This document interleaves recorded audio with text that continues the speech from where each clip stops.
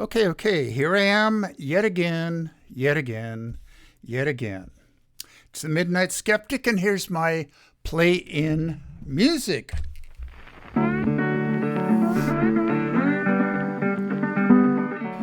You are listening to KPCA LP, Petaluma, California, at 103.3 FM and worldwide at www.kpca.fm.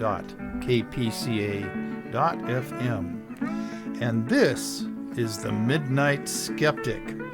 The views of the Midnight Skeptic are not necessarily the views of KPCA or any of its affiliates.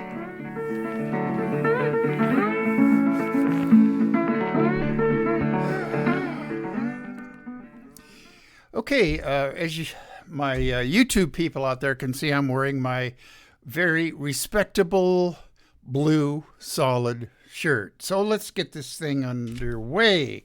This is the Midnight Skeptic show number 103, and it'll be broadcast out to an unsuspecting world on Sunday the 15th at the usual time, 9 p.m.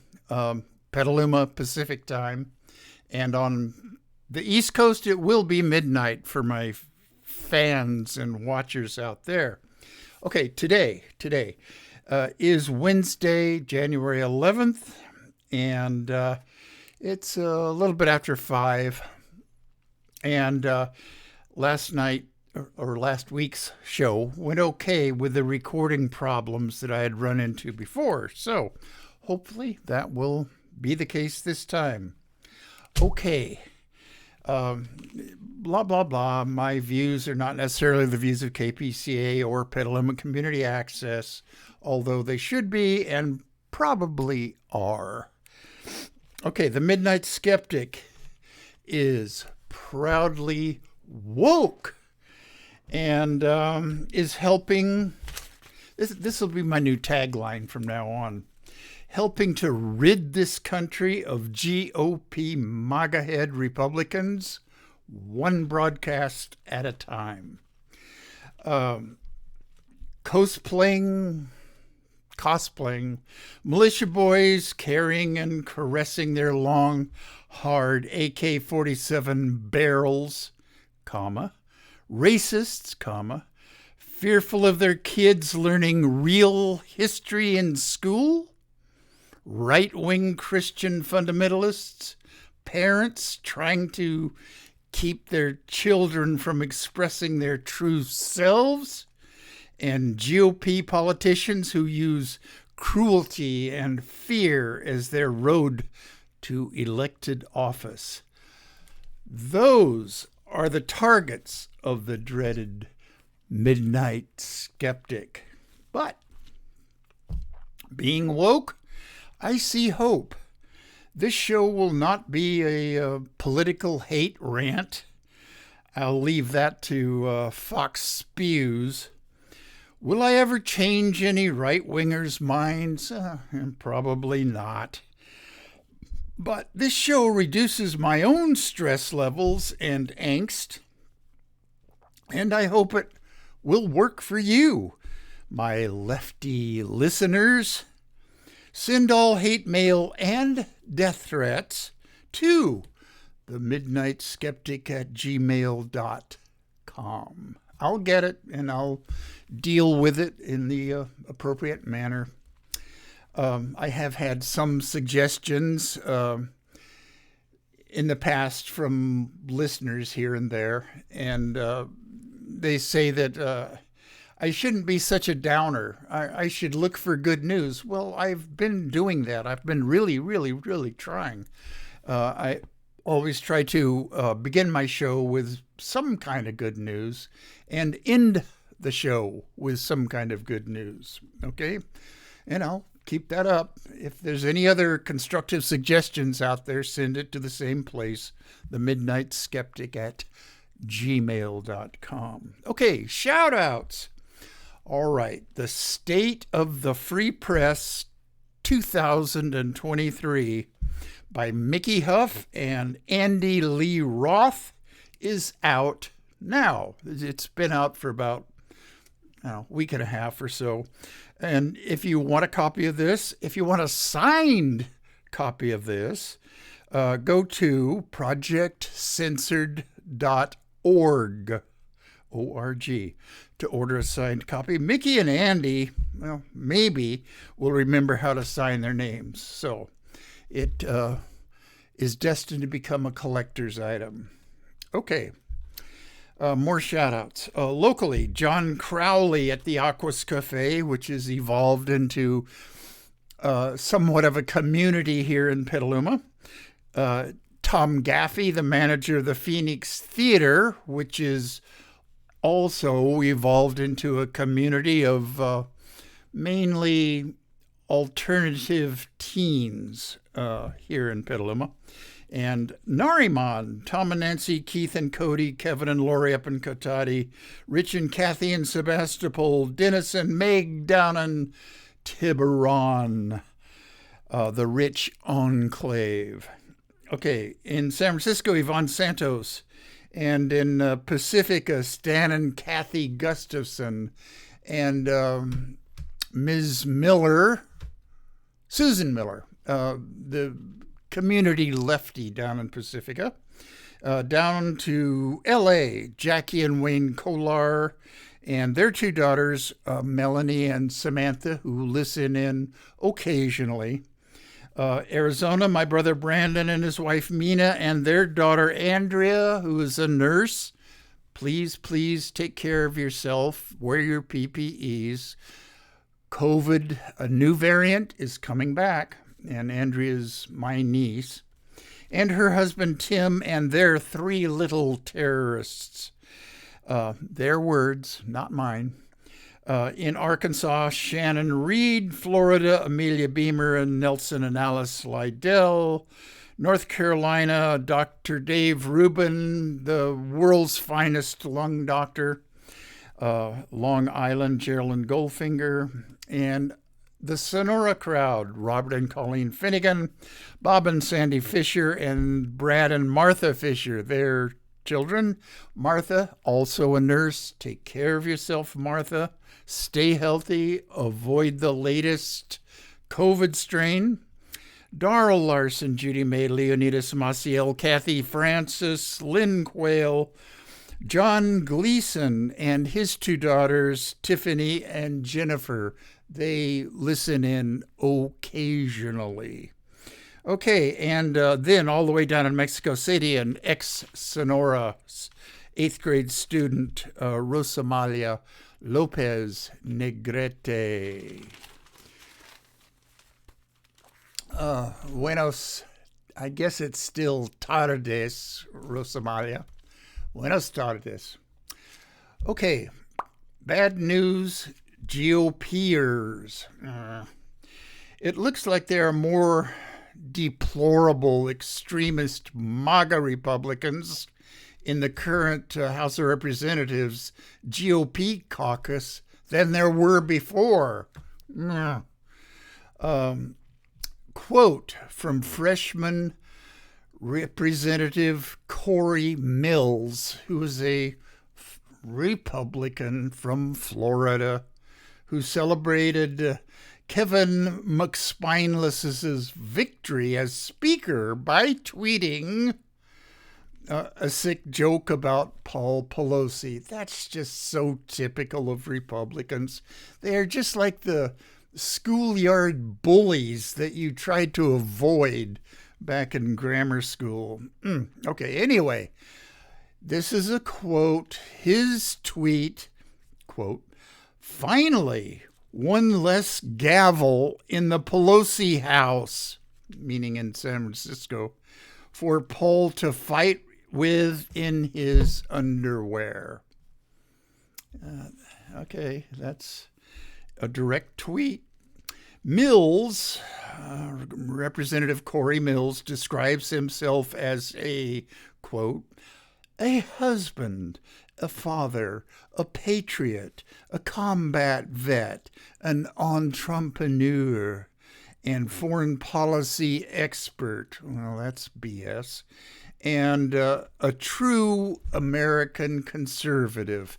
He should have just said MAGA head. That would have covered all of these things. Okay, in response, Eric Swalwell, our House of Representatives guy from the South Bay, tweeted, "The public needs to, quote, see the indecency that makes up the House GOP. He owes Speaker Pelosi an apology." Well, he's not going to get it. Okay, real good news. Okay, WWF, World Wrestling Federation wrestler, Stone Cold Steve Austin. And this is a great quote from him. And there's going to be a couple of swear words, but this is in a quote from him, so I can say it. It's not my words, they're his quote. Quote, "I'm for same-sex marriage. I don't give a shit if two guys, two gals, guy-gal, whatever it is. I believe that any human being in America or any human being in the goddamn world that wants to be married, and if it's same-sex, more power to them." Okay, now WWE and WWF and all of the other wrestling organizations, one might think that they are like uber masculine. Well, they are, and they're built up and they work out and they're in shape. But those organizations are not necessarily founts of anti-gay sentiment. They're, well, first of all, they're human beings. Some of them might be registered Republicans or MAGA heads, but the vast majority are just very, dare I say it, woke people who are accepting and wish everybody the best that the world has to offer. And I really congratulate Stone Cold Steve Austin for saying this. I used to way back watch wrestling on TV. I remember Pepper Gomez and Don Manukian, and then way before them, Gorgeous George. Google him if you want to find out what the early television wrestling was like. As a matter of fact, specifically Google Gorgeous George. I believe, although I have no way of knowing this for sure, that he was probably gay. Okay. Or at least a trans. Okay. New topic. Good gun safety news. Illinois Governor J.D. Pritzker on Tuesday, which is yesterday, this is Wednesday, the 10th of January, he signed a bill that caps the sale of high-capacity ammo magazines. It bans switches on handguns that allow them to be fired automatically and strengthens red flag laws. It goes into effect immediately, today, and it goes into effect immediately, but those who own such weapons are not required to give them up, but owners of semi-automatic rifles will be required to register them. Baby steps. But at least it's a step. Bill passed the state Senate, 34-20 Monday, the Illinois State Senate, and 68-41 in the Illinois House. This happened on Tuesday, and then it went right to J.D. Pritzker's desk, the governor, where he signed it. Okay, guess who the gun nuts are that voted against it? That's a rhetorical question. We all know that the GOP MAGA heads are the ones who voted against it. And of course, the NRA and the GOA, Gun Owners of America, will bring lawsuits trying to stop this law, even though it doesn't really do a whole heck of a lot to take our guns away from us. Sip. This is orange juice today. All right. Sort of bad news. Some government records were found in an office that President Biden used when he was vice president. His attorneys found them at the Penn Biden, that's capital PENN hyphen Biden Center, and a couple of them had classified status stamped on them. They were immediately turned over to the National Archives. It was a total of 10 documents altogether. I don't know how many of them were actually classified, 2 or 3, not many. Of course, the GOP MAGA heads all jumped onto the both-sider bus, where House GOP Representative Mike Turner requested a quote-unquote damage assessment.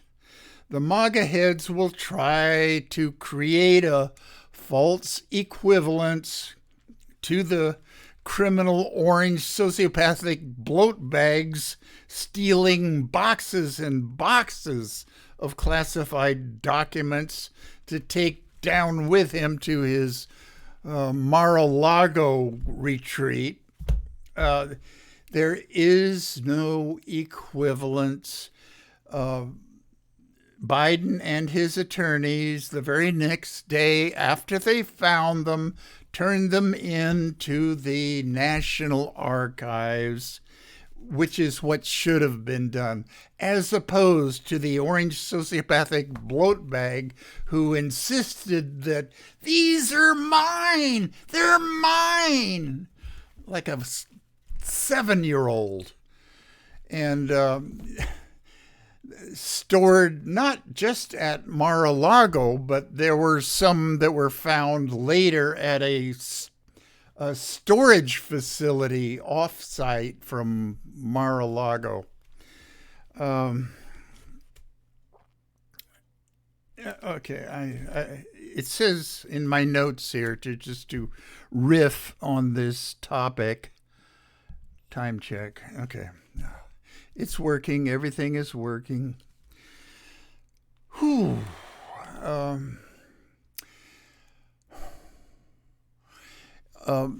When the orange sociopathic bloat bag came down that golden escalator in Trump Tower to announce his running for president, that wasn't the beginning of MAGA heads. It wasn't the beginning of right-wing hate trolls. They go back quite a ways.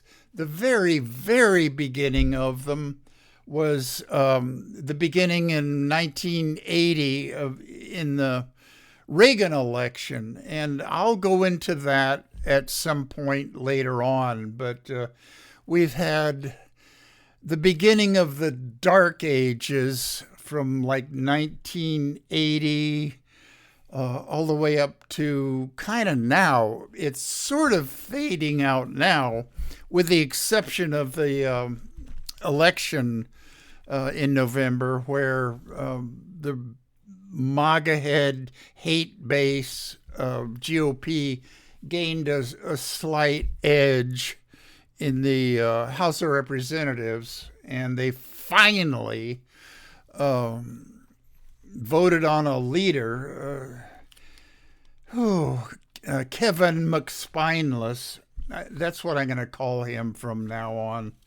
He owes so much and owes so many favors to the real Speaker of the House, Marjorie Taylor Greene, and Lauren Boebert.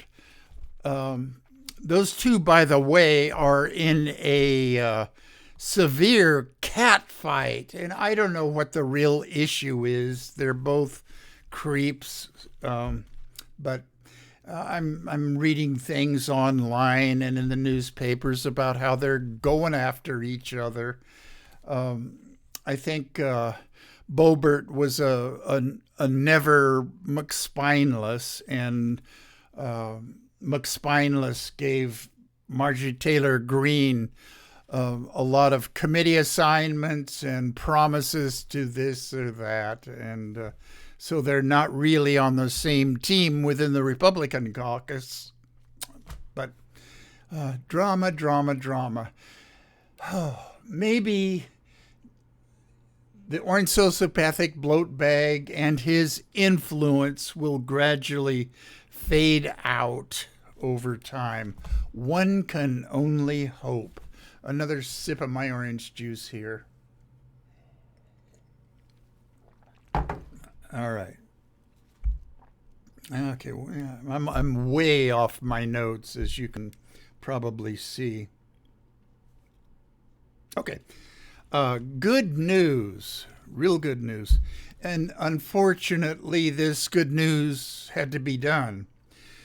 The House of Representatives passed a bill a few weeks ago to award the Congressional Gold Medal to Emmett Till and his mother, Mamie Till Mobley. And that was done December 10th of 22 last year. The Emmett Till anti-lynching bill, which was opposed by Senator Rand Paul, a Republican from Kentucky, was passed by the House on January 28th of 22 and passed the Senate on March 7th of 22. It amends the Matthew Shepard and James Byrd Jr. Hate Crimes Prevention Act of October 22nd, 2009. Okay, now let me tell you remind my listeners who these guys are. Matthew Shepard was that gay guy in Wyoming, forgetting the town right now. The largest town in Wyoming. Damn, brain freezes. Anyway, he was at a bar, and these two early 20s cowboy MAGA head yahoos were afraid that he was hitting on them. You know, he's gay, and I guess Matthew Shepard was sort of into cowboys. Well, who else is up there in Wyoming? Okay, anyway, they lured him out into the back country, beat him senseless, and tied him up late at night. This all happened late at night, and tied him to a fence where he died. This article that I'm reading from my notes, I forget whether the two guys were convicted of anything. I think they were, but anyway, doesn't help him much. And and James Byrd Jr. Oh God, this was horrific.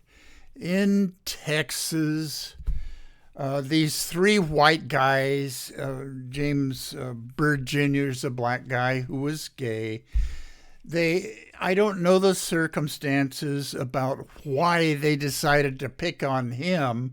I mean, in Texas, it's enough that you're black. They'll pick on you. They chained him to the back of a pickup truck and dragged him for miles and miles. And, there was not a whole heck of a lot left of his body when they decided to cut him loose. And again, I don't know the circumstances of the trial or how long it took law enforcement authorities to arrest these three guys, but I think they were, and I don't know what the sentence was. But anyway, this bill named the Matthew Shepard and James Byrd Jr. Hate Crimes Prevention Act of that Obama signed, which expanded the 1969 federal hate crimes law to include victims' actual or perceived gender, sexual orientation, gender identity, or disability. Okay, now, who do you possibly think would oppose this? Well, here I am to tell you. The need for such laws is not a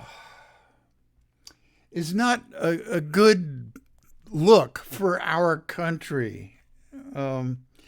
And the rise of right-wing Christian nationalists' influence in this country is and has helped along what I like to call the orange sociopathic bloat bag dark ages in this country.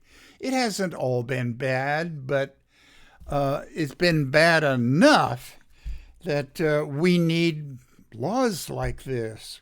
Okay. In my notes here, I wrote down the orange sociopathic bloat bag in 2015. I was reminding myself of when that creep came down the gold escalator with his rent-a-wife. Okay, I'm getting back to who was opposed to this. Okay, James Dobson, founder of Focus on the Family, opposed the act, and this is his quote: "It will muzzle people of faith who dare to express their moral and biblical concerns about homosexuality."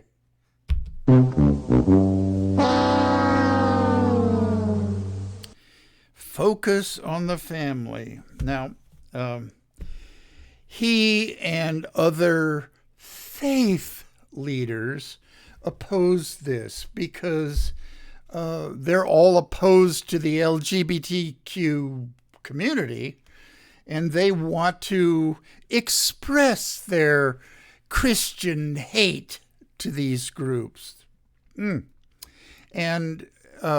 irregardless of whether their expression of this Christian hate will motivate some people to actually commit hateful crimes like was committed against Matthew Shepard and James Byrd Jr.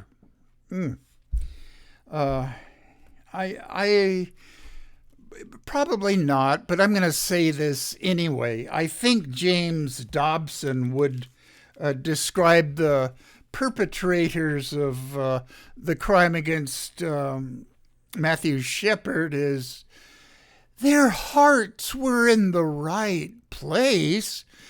They were spreading the love of Jesus to a misguided Matthew Shepard. They loved the sinner. They just hated the sin. Now, he didn't say that, but I imagine that he was thinking that. All right. Okay. Use of words.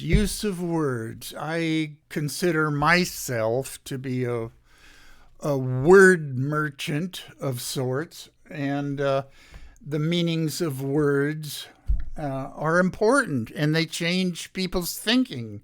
And which brings me to this phrase. It's a beautiful phrase: semantic infiltration.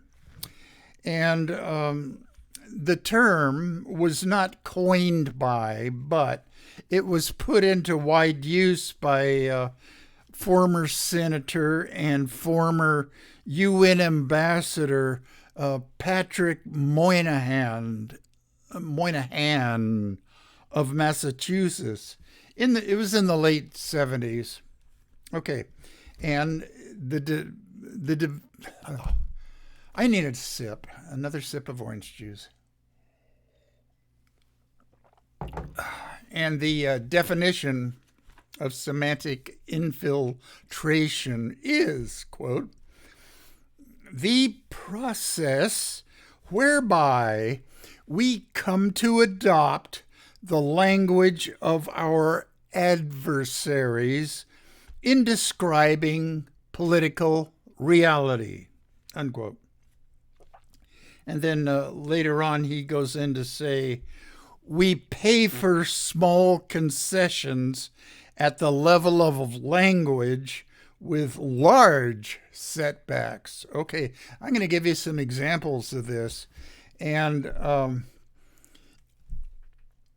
this creepy dude who works for the Manhattan Institute in New York, Christopher Rufo, is a master at this, as are a lot of messaging gurus of the right-wing ilk in their think tanks who spend their days trying to figure out ways to bamboozle the left. Democrats and the left and progressives and liberals have just got to get their act together and fight back with semantic infiltration. Well, fortunately, I'm here to help. Okay. Where am I? Christopher Rufo and MAGA head think tanks are great at this. Okay. The word of 2022 and this year, grooming. I'm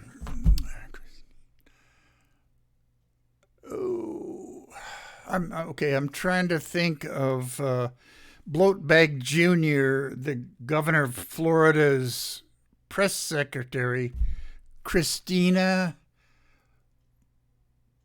Pushar. I think that's her name. I may be getting her last name right.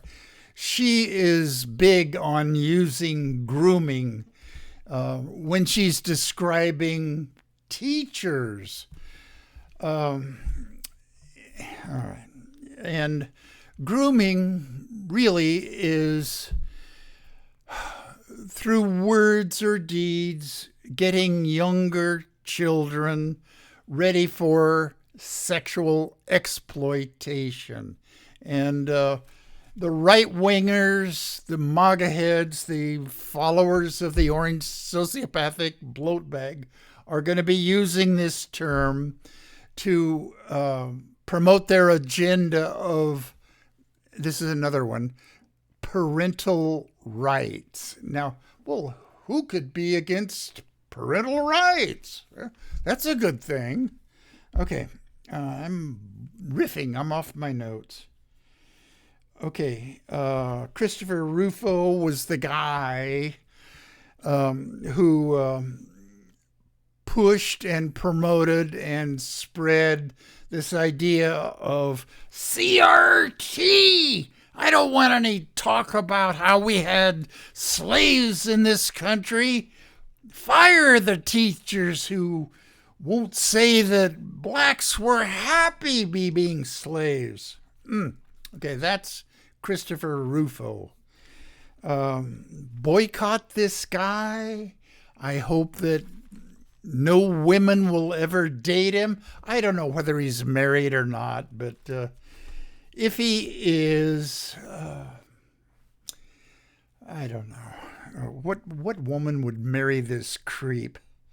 Okay, another phrase that's being tossed around by right-wing hate mongers, especially the Christian nationalist, is gender ideology. It's like it's a political theory. They just will not recognize that gender dysphoria is a real thing that that affects some young kids, not a whole heck of a lot, some adults, and they just, I think the influence of Christian nationalism is that God don't make no mistakes. If you got a pee-pee between your legs, then you a boy. If you got a wooey between your legs, then you a girl. Ain't no gray area. That's my stupid impersonation of Pastor so-and-so of the Fundamentalist Bible Church. If you people out there get the idea that I don't like fundamentalist Christianity, you're right. I have always said, and I'll say it again, I'm probably going to say it on every show, all religions are misogynistic. Why a woman or a girl would adopt any religion is just beyond me. Okay. Wake up, women. Okay. Where am I? Am I speaking literally or figuratively? Okay. Oh, another one. Semantic infiltration. Just the very word values has come to be associated with right-wing Christian hate groups. We're for values. And that's not in normal usage. Well, Christians aren't normal. In normal usage, the word values doesn't come with any political or religious connotation, but they've seized upon that word, and in a lot of cases they've appended the word family to values to make family values. You hear this all the time. And in fact, the very word family, because of semantic infiltration, has come to mean only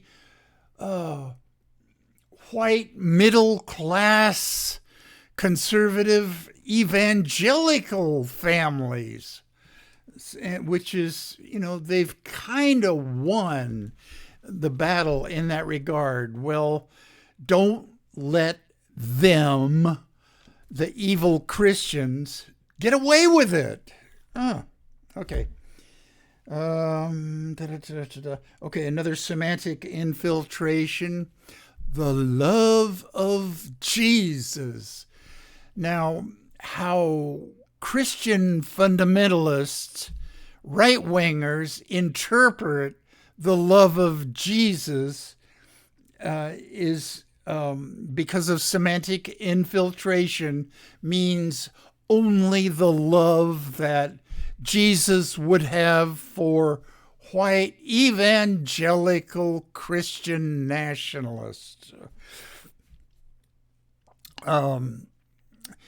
Christians will say to a non-Christian, "We love you so much that we want to help you be just like us so you can bask in the love of Jesus." I'm getting a phone call. I got to write down the number.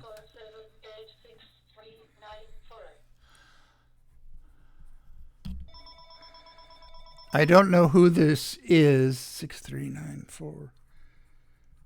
Okay, I'm sorry for the interruption. I will call them back later. Okay. Okay. Whoa. Okay. I don't want to be loved by the types of Christians that we have.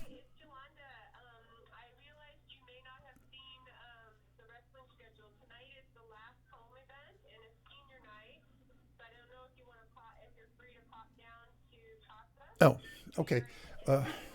One of my tutoring students is on the wrestling team here at Casa Grande High School, and the match will be starting in about a half an hour. The mother is calling me to let me know that, Casa Grande High School, which is a great high school here in Petaluma, is just about 5 blocks down the road. Okay, after I get through with this, and after I get it downloading on YouTube, I'm going to go down there and watch it.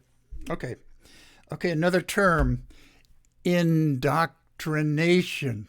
Well, according to the right-wing GOP MAGA heads, that's all the teachers do. I admit that most teachers are to some degree, progressive or liberal in their thinking.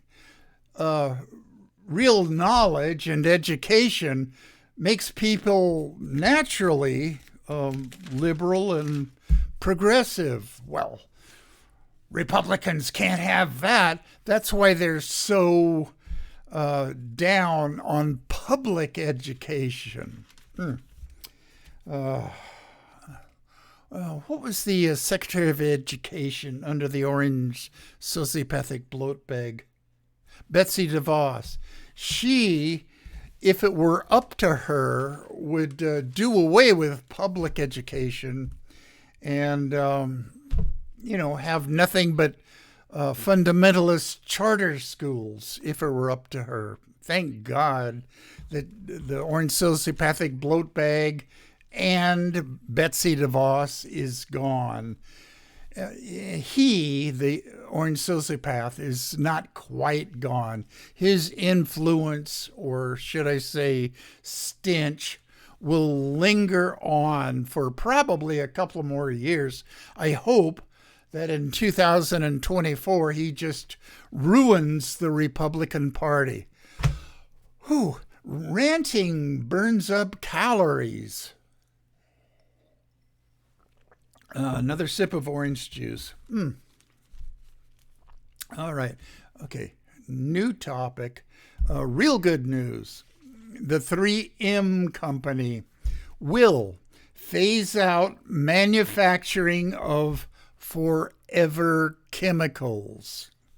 I'm not going to go down all of the chemical formulas for all these things or their names, but they've been lumped together as a category called forever chemicals because they hang around in our environment, well, forever. And try to get them out, the 3M company will try to get them out of all their products within 2 years.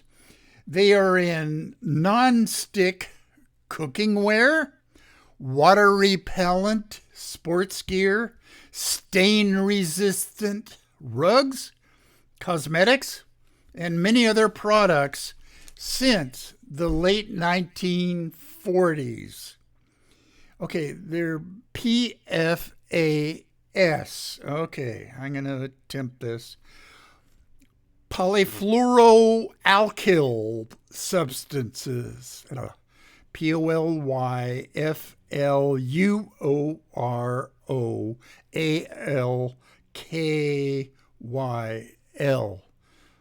Polyfluoroalkyl substances. And these things are proven carcinogens, and they accumulate in the bodies of both human and animals, and is extremely cancerous.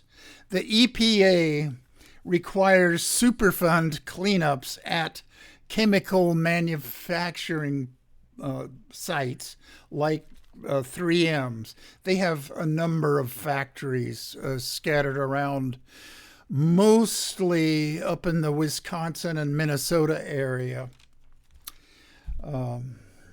the upper Midwest in any event. Okay, here's a major thing that I want to get off my chest. Okay, it's been 46 minutes. All right, everything is working fine. Okay, this segment is called Reality. Okay, and I regret, the Midnight Skeptic, regret that some of my compatriots on the far, far left have fetishized Julian Assange, and they term him as a persecuted journalist. He founded WikiLeaks, an international nonprofit that collects news leaks from anonymous sources in the name of transparency and freedom of the press. Two good things. I'm for transparency in most cases, and freedom of the press in almost all cases. He is not a journalist. He is an activist with an agenda, and to a small degree, I consider myself an activist. Activists are, by and large, good. However, I would call Bloatbag Jr., the governor of Florida, to be a right-wing activist. I consider Christopher Rufo a right-wing activist. Not all activists are good, or being an activist for the right things. Okay. And I consider myself far, far left as well. But for some reason, Julian Assange decided, in his dislike for Hillary Clinton, to try to help the orange sociopathic bloatbag, along with his buddies Roger Stone and Steve Bannon, to help get the orange sociopathic bloatbag elected president in 2016. And I don't know what the source of his animus for Hillary is, and I don't particularly like her, and I don't agree with everything that she was for, but comparing how this country would be if she were elected versus what it has become since the orange sociopathic bloat bag was elected in 2016, who in their right mind would prefer that guy to Hillary? All right. Okay. And as a matter of fact, I've kind of stopped reading Matt Taibbi's missives online. He, for some reason, thinks that this whole Russian interference thing in the 2016 election was fake news or a fraud or I don't know. But anyway, I've stopped reading him. He is just, well, I don't want to talk about him anymore. Okay. Now, compare Julian Assange with Reality Winner. That's her name. Okay, I consider her a true patriot. She doesn't pretend to be a journalist either. She was a U.S. Air Force enlisted person, an E4 senior airman from 2010 to 2016. She was a cryptographic linguist, wow, and was fluent in Farsi, Dari, and Pashto. Those are the three languages of Iran and Afghanistan. After an honorable discharge, well, let me back up. One of the things that she did was tracking drones over in Afghanistan and figuring out who was a high target, a high value target that could be poofed by, one of our armed drones. Okay, anyway, she was so on. After an honorable discharge, she went to Pluribus International Corporation, and they're contractors that provide services to the NSA, the National Security Administration. There, she ran across a classified document that described Russian military efforts to interfere in the 2016 election in order to get the orange sociopathic bloat bag elected, better known as Putin's puppet. She mailed it to The Intercept, which is they are journalists, and The Intercept showed it to the NSA in order for them to verify that it was real. Okay, The Intercept's founder, Glenn Greenwald, admitted to sloppiness in the editorial office, and because they showed it to the NSA. Well, this was during the early year of the orange sociopathic bloat bags administration, and it was real. And as a result, Reality Winner was arrested on June 3rd, 2017 by the FBI. And they did not read her Miranda rights, by the way, which is something that her attorneys used in her defense. She was found guilty anyway. And the FBI, under the orange sociopathic bloat bag, arrested her, put her on trial, found her guilty, and she was imprisoned in Georgia.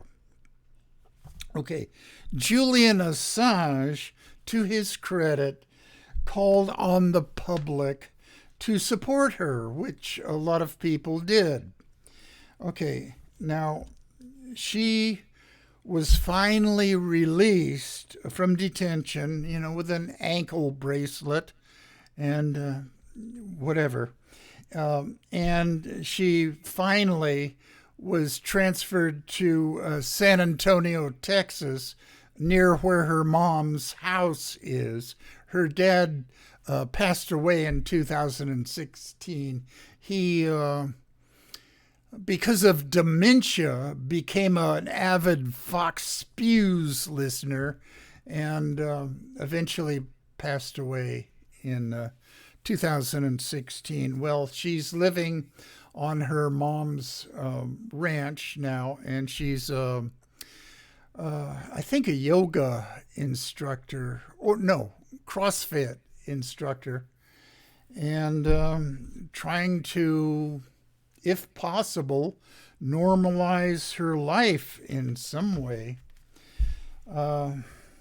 So, reality winner Patriot versus Julian Assange, just a whiner. I just can't get behind that guy, and the fact that he was buddies with that comic book evil guy Roger Stone. It just galls me. They arranged after they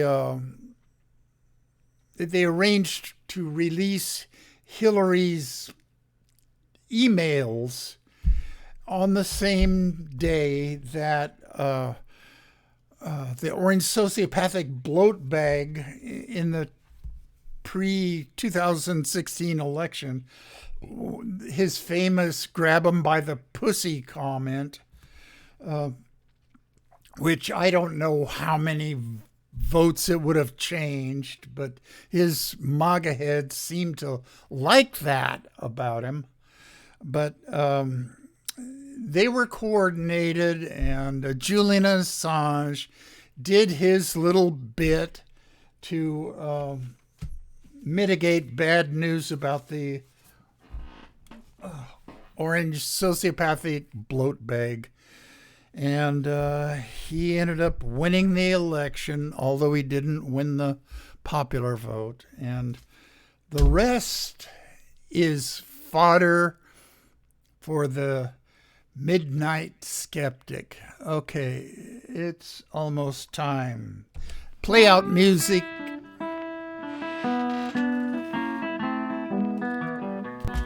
You have been listening to The Midnight Skeptic on KPCA LP, Petaluma, California. And we're at 103.3 on the FM dial and worldwide at www.kpca.fm. Support community radio at patreon.com/Petaluma Community Access. And remember, think critically, think logically, but live joyously, and most importantly, pet your cats. Especially pet your cats. Okay, it's time, and I'm right on time, so we'll do this again next week, and I'm going to keep doing it until I get it right.